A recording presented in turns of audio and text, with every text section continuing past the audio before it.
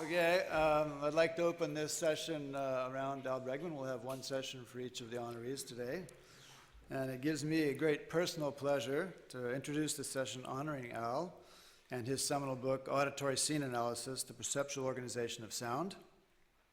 Al has worked in the area of experimental psychology for nearly 45 years, and he has directed his entire career toward understanding the way human listeners succeed in perceptually organizing the complex acoustic field into distinct sound sources and into the events and event streams that they produce.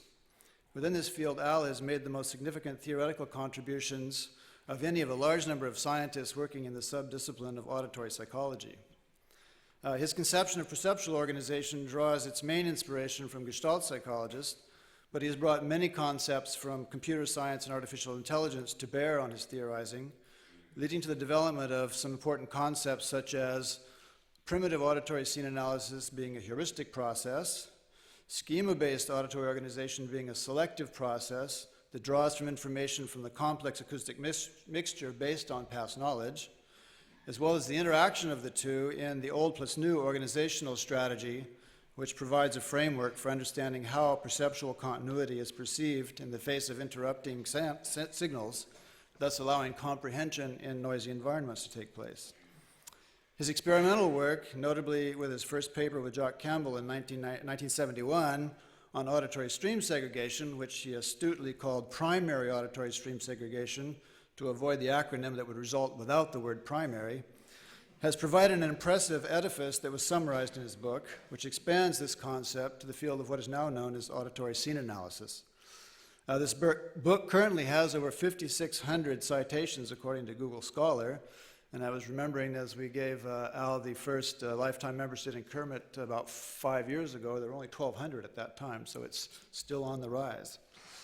And Al has generated a large number of empirical findings, too numerous to cite here as well.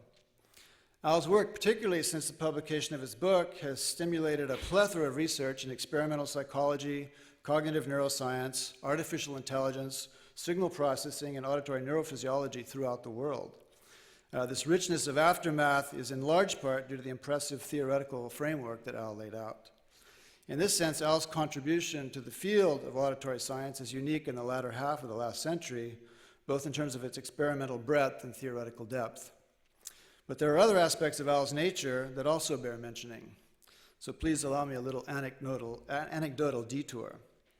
There was once a young California musician lingering in a coffee shack in the jungle along the Kona coast in Hawaii in the early 1970s, who was writing music, enjoying the mind-expanding properties of Kona gold and magic mushrooms, not to mention body surfing.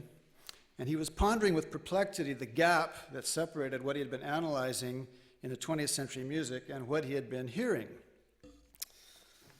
His wise and sage guru told him that it sounded like he was interested in perception. And he said, "That sounds cool, man." And the guru said, "You should go study psychology." And he says, "What's that?" And the guru says, "Well, it's about how the mind works." He said, "Oh, that sounds really groovy. Where do I do that?" And the guru said, "I don't know that much about it, but I know there's a really good psychology department at McGill University." "Where's that?" "In Montreal, Canada." "Where the hell's that?" Anyway, the young man wrote a long letter to McGill University explaining his interest in music and his desire to do research on how we hear it. A couple of months later, to his surprise, he received a very long letter from a very kind man explaining the possibilities and suggesting that the young man should apply to McGill to study psychology. And that's what he did, and it changed his life in a very profound way. Aside from the fact that he left the tropics in December, whoa, what do I say, yes or no? No? Okay.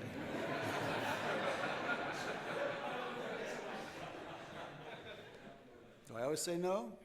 Can I hit this X? Okay, there it is, okay. Don't go away, Al.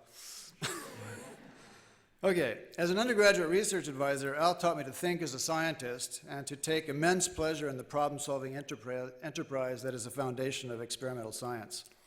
And when my financial situation didn't allow me to continue on with graduate education immediately after my undergraduate degree at McGill, he took it upon himself to find a job for me as a research assistant, which eventually led to my being able to go on and do science, and which is why I'm here today. Al has always manifested a deep devotion to young scientists throughout his career as a teacher and mentor. Another aspect of Al's personality that makes him an uncommon scientist is his extreme generosity. He's always willing to respond to a letter from someone seeking an answer to some question of auditory perception or perceptual psychology in general, and is never condescending to those who know less than he or who come from other disciplines with different vocabulary and concepts. And he even has a knack for entertaining young people musically, except it's not going anywhere. Do that? There we go. That's his grandson, Thomas.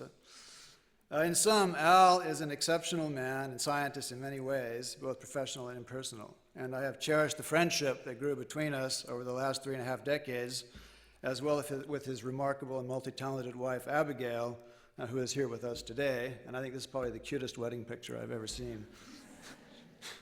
So, Al's impact on the many diverse fields that I've already mentioned will be made evident by the presentations we're about to hear from Claude Alain in cognitive neuroscience, Dan Ellis in audio engineering, and David Huron in evolutionary music theory. And it's a great honor for all of us to honor you in this way, Al. Thank you.